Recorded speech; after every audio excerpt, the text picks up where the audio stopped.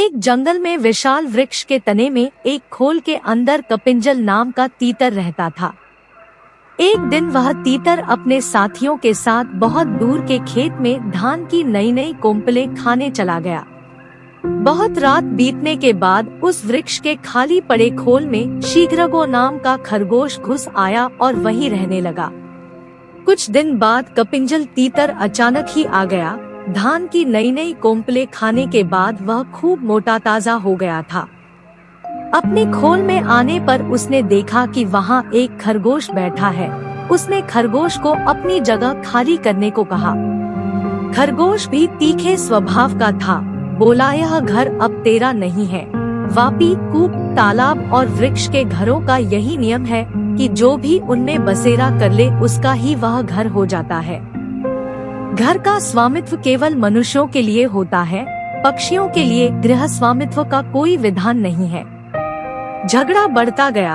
अंत में करपिजल ने किसी भी तीसरे पंच से इसका निर्णय करने की बात कही। उनकी लड़ाई और समझौते की बातचीत को एक जंगली बिल्ली सुन रही थी। उसने सोचा, मैं ही पंच बन जाऊं तो कितना अच्छा है। दोनों को मार कर खाने का अवसर मिल जाएगा। यह सोच हाथ में माला लेकर सूर्य की ओर मुख करके नदी के किनारे कुशासन बिछाकर वह आंखें मूंद बैठ गई और धर्म का उपदेश करने लगी।